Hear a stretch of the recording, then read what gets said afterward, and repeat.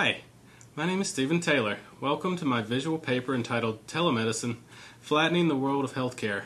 This is a two-part visual presentation. Part 1 is a broad overview of telemedicine. Part 2, I will cover tele-intensive care units. Telemedicine utilizes electric communications to provide health services. Telemedicine is not a new technology, and recent advancements in internet and video technology have made telemedicine more feasible and effective. Telemedicine offers potential benefits which include improved access, cost efficiencies, and improved quality of care. Financial concerns, limited availability, and slow clinical acceptance are barriers to the implementation of telemedicine. Telemedicine threatens to change the way traditional medicine is administered. In this lesson, I will define and describe telemedicine. I will discuss the potential benefits of telemedicine. I will provide some examples of telemedicine. Finally, I will discuss some barriers to the implementation of telemedicine. I'm going to jump right in with a video example of what telemedicine can accomplish. This video centers around Tristan da Cunha, an island in the South Atlantic that has only one physician who until recently had to perform life-saving diagnoses and procedures without proper equipment or specialized expertise. IBM, Beacon Equity Partners, MedWeb, the University of Pittsburgh Medical Center, and the government of Tristan da Cunha have implemented Project Tristan, a solution delivering advanced telemedicine care to the world's most remote inhabited island. Tristan da Cunha, located halfway between South Africa and South America and accessible only by a one-week boat trip, is home to some 270 isolated residents. Project Tristan is a telemedicine solution that will greatly enhance the island's level of medical care and standard of living. The island's physician is now able to electronically capture and share medical data and information, including not only X-rays and EKGs, but also pulmonary function evaluations and video camera examinations with physician consultants. Connecting Tristan da Cunha to advanced medical care in real time over the internet is proof positive that the world is really flat. It is a big step towards providing everyone access to centers of healthcare excellence, regardless of geographical location.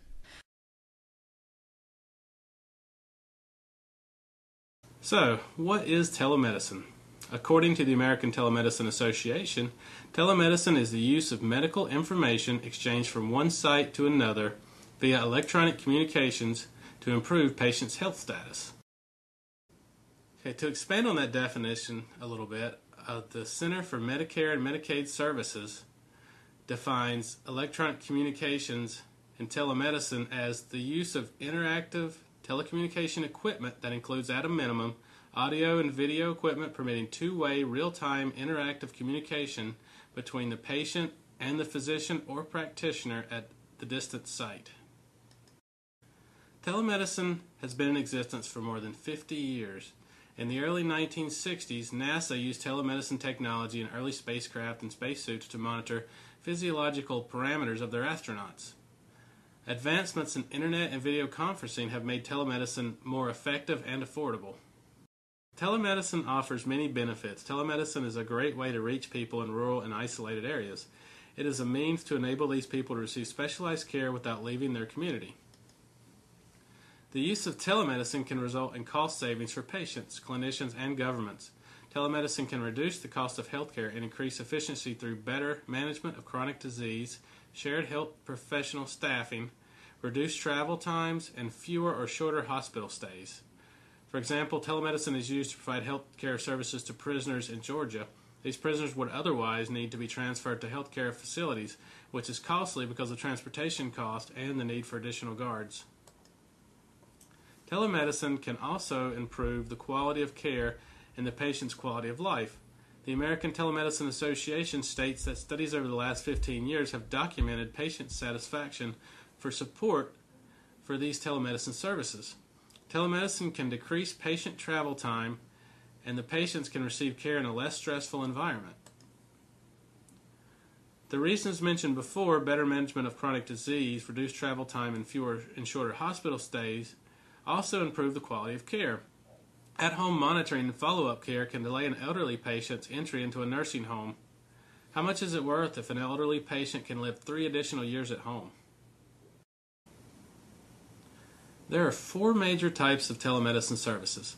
Primary care and specialist referral involves either a primary care provider consulting a physician or a specialist assisting a primary care physician in a diagnosis, like the Tristan da Cunha example mentioned earlier. This typically involves interactive video and may also include the exchange of diagnosis images, vital signs, and/or video clips along with patient data for later review. Remote patient monitoring is the use of devices to remotely acquire and send data to home health agencies or a diagnostic testing facility for interpretation. This data might include vital signs or other indicators for homebound patients. Consumer medical and health information is the use of internet for patients to obtain specialized health information and participate in online discussion groups. And the last type, medical education, is a means for providers to remotely attend continuing medical education seminars, also known as CMEs, and receive credit. Despite the many potential benefits of telemedicine, there are barriers that must be overcome before it can become part of mainstream medicine. One huge hurdle is limited reimbursement. Medicare and some insurance companies pay for a few diagnostic services such as teleradiology, but few pay for other consultative telemedicine services. Limited availability issues such as limited bandwidth are particularly common in rural areas where telemedicine is most needed. Telemedicine is essentially redefining physician-patient relationship, but some doctors feel very strongly that medicine should be practiced hands-on. Physicians also fear malpractice lawsuits that could result from technical issues. For example, poor digital imaging may cause a physician to overlook a life-threatening condition. Additionally, because of the newness of this technology, there is limited research showing reasonable benefit and return on investment. Medical licensing is also a hindrance to telemedicine because some states require participating physicians to have the same state license. I found one example of a physician in Georgia who practiced near the South Carolina border. Many of his patients lived in South Carolina, but he was unable to use telemedicine to see these patients in their homes because he did not have a license to practice medicine in South Carolina. A final deterrent is the cost of this technology. It requires a significant upfront investment and typically expensive annual support contracts.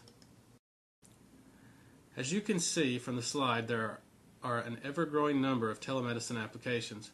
Because of time constraints, I cannot cover each of these applications, but if you would like more information, these applications are defined in my index of terms, which is located at the end of this presentation. Telemedicine is a very young but promising technology, and we may have only scratched the surface of what it can accomplish. Telemedicine has proven that it can offer timely and high-quality medical care remotely. It has the potential to improve access, provide cost savings, and improve the quality of care. There are several barriers that must be overcome before telemedicine becomes part of the mainstream medicine. These barriers are mostly financial, but clinical acceptance is also a concern. Internet and video technologies are improving at a rapid rate, and the price of telemedicine systems is falling, so it may eventually be cheaper than referring patients to a distant urban specialist. If return on investment can be proven, then more payers will support telemedicine. Hopefully, these barriers can be overcome so that health organizations can meet the patient demand and need for these services. In part 2 of this presentation, we will discuss tele-ICU. Thank you for watching.